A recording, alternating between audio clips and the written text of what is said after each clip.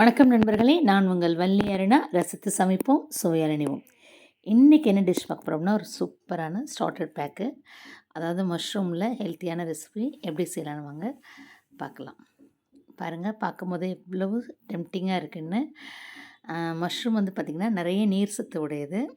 ஒரு ஸ்டார்டர் பேக்காக நம்ம வந்து சைடிஷாகவும் யூஸ் பண்ணிக்கலாம், ஒரு ஈவினிங் வந்து ஸ்நாக்ஸாக வந்து யூஸ் பண்ணிக்கலாம்.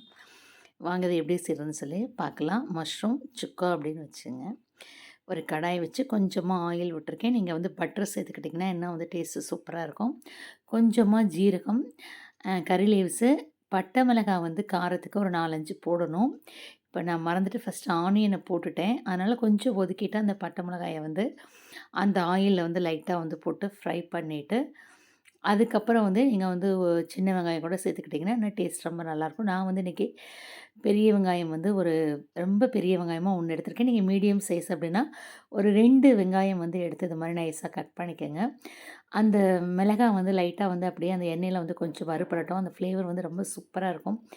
உங்களுக்கு இந்த மாதிரி மிளகாய் வந்து எடுத்து சாப்பிட பிடிக்காது அப்படிங்கிறவங்க வந்து சில்லி ஃப்ளேக்ஸ்னு ஒரு 2-3 மிளகாயை மட்டும் லைட்டாக மிக்சியில் அடிச்சுட்டு அப்படியே தூளாகவும் வந்து தூவிக்கலாம். அது கொஞ்சம் காரம் வந்து கூடுதலாக இருக்கும். இது வந்து நீங்கள் வந்து அந்த மஷ்ரூம் மட்டும் சாப்பிட்டுட்டு கர்ட் ரைஸுக்கெலாம் இந்த மிளகாயை வந்து எடுத்து நம்ம வந்து சாப்பிட்டுக்கலாம், நல்லாயிருக்கும் டேஸ்ட்டு.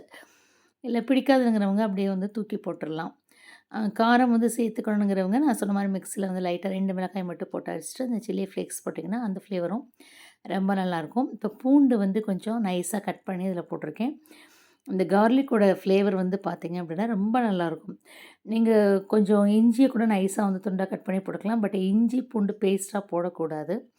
அது வந்து டேஸ்ட் வந்து வேறு மாதிரி இருக்கும். அந்த மாதிரி கட் பண்ணி அப்படியே போடுங்க. கொஞ்சம் இந்த மிளகாயோட காரம் இறங்கணுங்கிறதுக்காண்டி கொஞ்சமாக வந்து ஒரு 1/4 டம்ளர் தண்ணி வந்து நான் சேர்த்துருக்கேன்.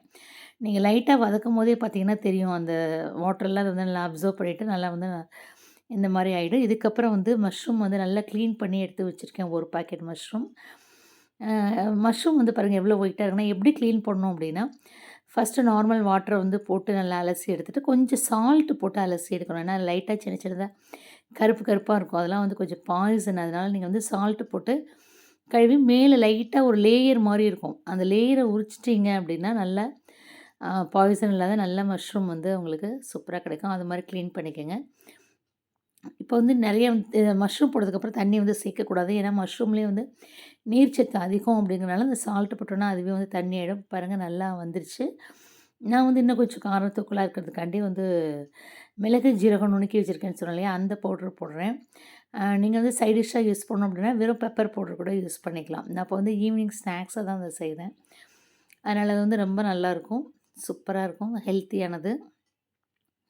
நம்ம நீங்கள் 65 அதெல்லாம் போட்டு வந்து ஆயிலில் வந்து டீப் ஃப்ரை பண்ணுறத விட இது மாதிரி செஞ்சு சாப்பிட்றது நல்லாயிருக்கும். நம்ம ஆல்ரெடி நான் வந்து உங்களுக்கு மஷ்ரூமில் குடமிளகா சேர்த்து ஆனியன் சேர்த்து எப்படி பண்ணுறதுன்னு சொல்லிலாம் வந்து வீடியோ வந்து போட்டிருக்கேன்.